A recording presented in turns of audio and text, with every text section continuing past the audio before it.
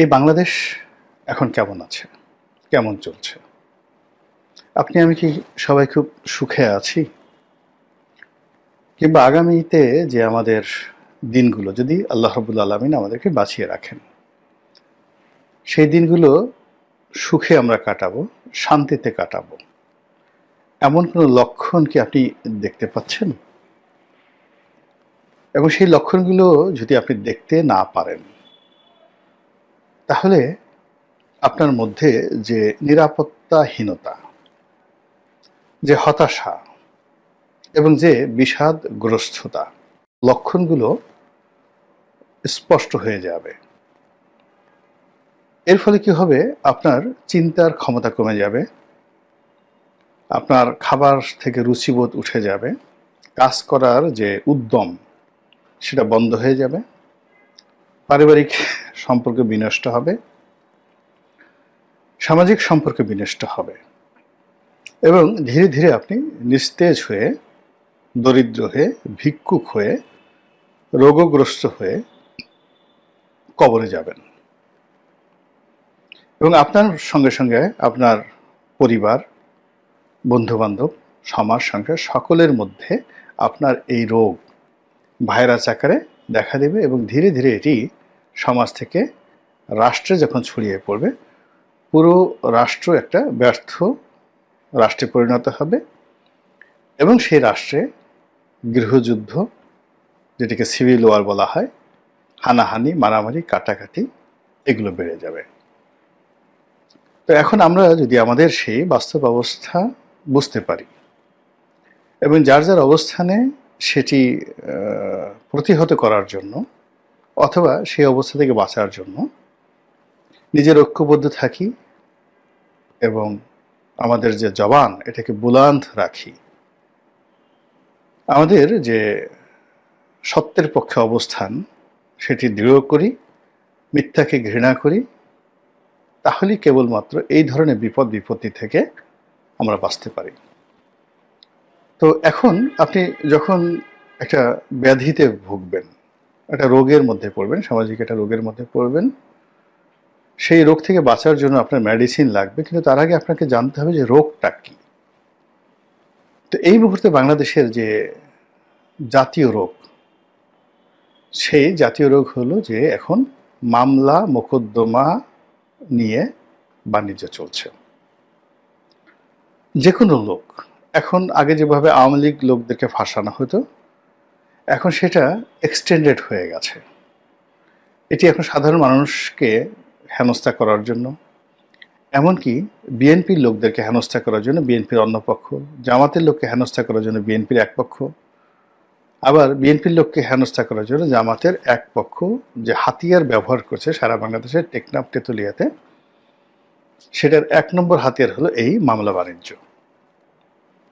গত কয়েক মাসে আপনি খোঁজ নিয়ে দেখেন, সিভিল, ক্রিমিনাল যেগুলো কোর্ট কাছারিতে হয়, সিজিএম বা সিএমএম কোর্টে বা ম্যাজিস্ট্রেট কোর্টে, সেই মামলাগুলো রেকর্ড দেখেন, থানাতে যে মামলাগুলো হয়েছে সেগুলো রেকর্ড দেখেন এবং কি পরিমাণ আসামি করা হয়েছে, এগুলো এক। ২ নম্বর হলো যে এই মামলা করা হবে এটার ভয় দেখিয়ে কত শত হাজার কোটি টাকা এই গত কয়েক মাসে লেনদেন হয়েছে। আসামি করা হয়েছে, আবার আসামির থেকে বাদ দেওয়া হয়েছে, জেলে ঢুকানোর কথা বলা হয়েছে, আবার জামিনের ব্যবস্থা করা হয়েছে।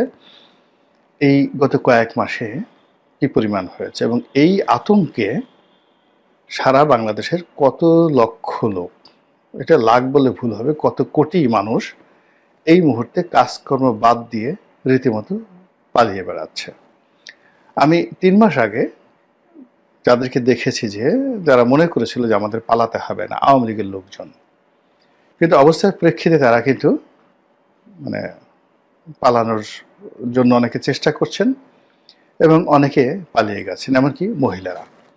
এখন ধরুন, যখন আইভিকে ধরা হলো, মমতাজকে ধরা হলো, আইভিকে ধরা হলো, মমতাজকে ধরা হলো, নুসরাত ফারিয়াকে ধরা হলো, এখন চিন্তা করেন যে এই নুসরাত ফারিয়া, আইভিদের মতো করে আওয়ামী লীগের কতজন মহিলা, অন্তত ১০,০০০ মহিলা, সারা বাংলাদেশে ঠিক এই পর্যায়ে নিজ নিজ এলাকাতে তারা নেতৃত্ব দিয়েছেন উপজেলাতে। তো এই 3টি গ্রেপ্তারের কারণে এই 10,000 মহিলা পালিয়ে গেছে। তো তারা পালিয়ে যাওয়ার ফলে কি হলো, তাদের সন্তান সন্ততির লেখাপড়া, তাদের ঘর সংসার, স্বামী সবকিছু তছনছ হয়ে গেছে। 10,000 পরিবার এর যে প্রোডাকশন, উৎপাদন, কার্যক্ষমতা, ট্যাক্স দেওয়ার ক্ষমতা, সরকারকে সহযোগিতা করার ক্ষমতা সবকিছু এলোমেলো হয়ে গেছে। এই গেল এক। 2 নম্বর হলো যে গত কয়েকদিনে আপনি যদি কিছু উপজেলাতে মারামারির ঘটনা দেখেন, বিশেষ করে পাবনার একটা মারামারি, পাবনার আটঘরিয়া এলাকার একটা মারামারি, যেখানে জামাত ভার্সেস বিএনপি মারামারি হয়েছে। এবং সেই মারামারিতে বিএনপির নেতা হাবিবুর রহমান হাবিব, যিনি একসময় ছাত্রলীগের নেতা ছিলেন, তো তার বিরুদ্ধে যেভাবে বিষোদ্গার করা হচ্ছে যে তিনি কোরআন পুড়িয়ে ফেলেছেন, তিনি জামাতের লোকদেরকে ইমামতি করার জন্য বলেছেন যে আমার এই এলাকাতে জামাতের কোনো লোক ইমামতি করতে পারবে না, জামাতের কোনো লোক আজান দিতে পারবে না। তো এই কথা বলে তার জীবনকে তছনছ করে দেওয়া হচ্ছে। এবং পুরো সামাজিক মাধ্যমে জামাতের যারা লোকজন আছে তারা তো আগের থেকে শক্তিশালী, এই হাবিবুর রহমান হাবিবের বিরুদ্ধে যে প্রচারণা চালাচ্ছে, সেই প্রচারণার ফলে তিনি এসে ফেসবুকে যে কথাগুলো বলেছেন, সেই কথা শুনলে আপনার গা শিহরিত হয়ে উঠবে। বিএনপি এবং আওয়ামী লীগের লোকজন সেখানে, বিএনপি এবং জামাতের লোকজন সেই পাবনার সেই এলাকাতে তারা মারামারি করছিল। দেশীয় অস্ত্র, গোলা বারুদ, বন্দুক, পিস্তল উভয় পক্ষেরই ছিল। আর এই মারামারি করার জন্য ওখানের যত মসজিদের ইমাম আছেন, মুসল্লি আছেন, তারাও অংশগ্রহণ করেছেন। এবং একটা বিশেষ মসজিদের কথা হাবিবুর রহমান হাবিব বলেছেন যে সেই মসজিদের মাইক থেকে ঘোষণা করা হয়েছে যে এখানে মসজিদের উপর আক্রমণ হয়েছে বলে সাধারণ মানুষকে উদ্বুদ্ধ করা হয়েছে আসার জন্য।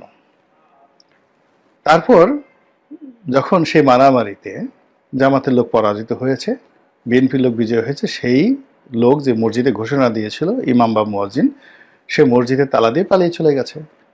ফলে শুক্রবার দিনের যে জুমার নামাজ সেই মসজিদে হয়নি। তো এটা আমি সেই পাবনার একটা ঘটনা বললাম। তো এরকম ঘটনা পেপার পত্রিকা আসছে না। যেখানে যেখানে জামাত এবং বিএনপি শক্তিশালী, সেখানে গিয়ে দেখেন কি দুরবস্থা। রাজশাহীতে গিয়ে দেখেন, তারপর চাঁপাইনবাবগঞ্জে গিয়ে দেখেন, পুরো চাঁপাইনবাবগঞ্জ এবং রাজশাহী এলাকাতে বিএনপি এবং জামাতের মধ্যে যে বিরোধ, এটা রীতিমতো কেয়ামতে পরিণত হয়েছে। কোথাও মানে কেউ স্বস্তিতে নেই, বিএনপির লোকও নেই, জামাতের লোকও নেই ওই এলাকাতে। এরকম আমি যতটুকু জানলাম এতটুকু বললাম, এর বাইরে আপনি হয়তো আরো 10টা জেলাকে আপনি এইভাবে খুঁজে পাবেন। তছনছ হয়ে গেছে সবকিছু। It's a new problem. এর মধ্যে অনলাইনে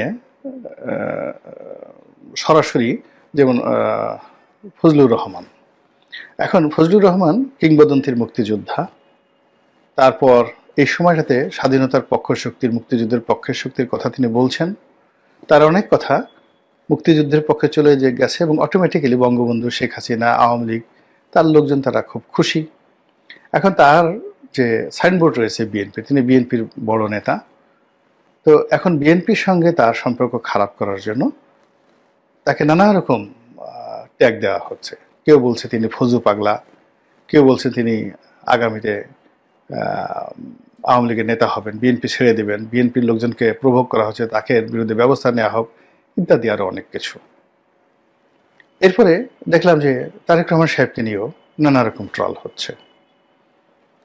মানে তাকে সেই কি বলবো, মানে বিভিন্ন রকম বিকৃত কার্টুন বানিয়ে, ভিডিও বানিয়ে, কারা করছে আপনারা খুব ভালো করে জানেন। যে বিএনপি তো মির্জা ফখরুল সাহেব, মির্জা আব্বাস সাহেব, গয়েশ্বর বাবু, মানে সবাইকে নিয়েই শীর্ষ নেতা, তারপরে আমির খুশরো মাহমুদ চৌধুরী, সালাউদ্দিন সাহেব, সবার ক্যারেক্টার অ্যাসাসিনেশন করার পর এখন তারেক রহমান সাহেবকে নিয়েও কিন্তু নানা রকম আলোচনা হচ্ছে, সমালোচনা হচ্ছে, বিতর্ক হচ্ছে, এবং তাকে তার চরিত্র নষ্ট করে দেওয়ার জন্য এই পুরনো হাওয়া ভবন সমস্ত কিছু সঙ্গী সাথী মানে যাচ্ছে তাই ইন্টারনেটে কিন্তু এখন তাকে নিয়ে হচ্ছে। এগুলোর ফলে কি হলো, আমাদের এই সমাজে এক ধরনের উত্তেজনা তৈরি হয়ে গেছে, অনিশ্চয়তা তৈরি হয়ে গেছে, সামাজিক যে বন্ধন সেই বন্ধনটা নষ্ট হয়ে গেছে। আর এরকম যখন তৈরি হয় তখন চাঁদাবাজিটা বেড়ে যায়, ভীষণ রকম চাঁদাবাজি বেড়ে গেছে।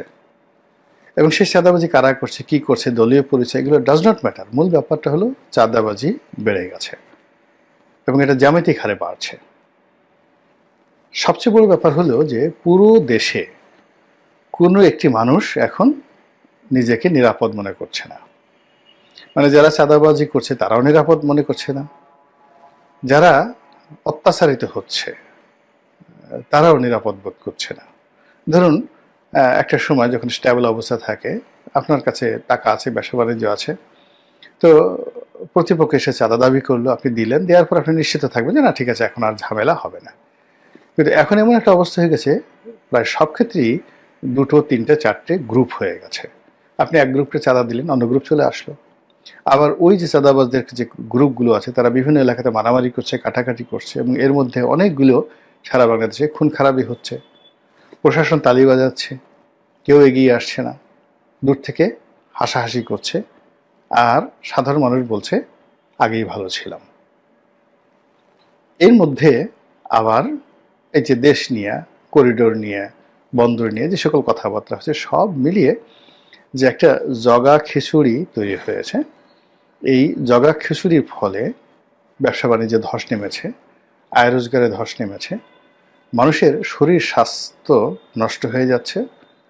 এবং আপনি দেখবেন যে এমনকি এখন যারা রাজতগতে আছেন, অর্থাৎ এখন যারা রাষ্ট্র পরিচালনা করছেন, তারাও কিন্তু নিরাপত্তাহীনতায় ভুগছেন, প্রচণ্ড নিরাপত্তাহীনতায় ভুগছেন।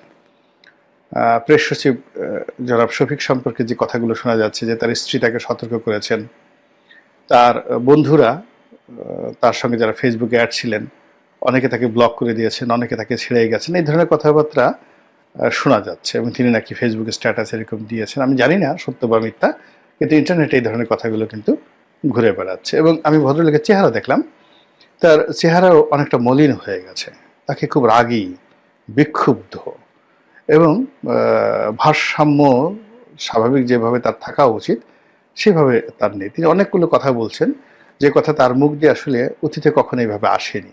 তিনি একটা নিপাট ভদ্রলোক মানুষ, তার কর্মজীবনে যথেষ্ট স্বচ্ছতা আছে, সফলতা আছে।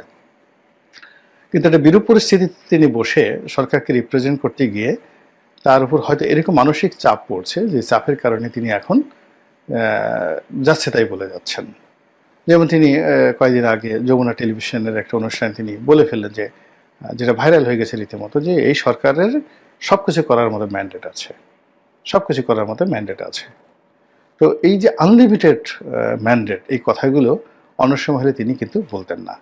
সরকারের আরও বেশ কয়েকজন উপদেষ্টা তারাও কিন্তু রীতিমতো ট্রাম্বলিং ইন ফিয়ার, ভয়ে থরথর করে কাঁপছে।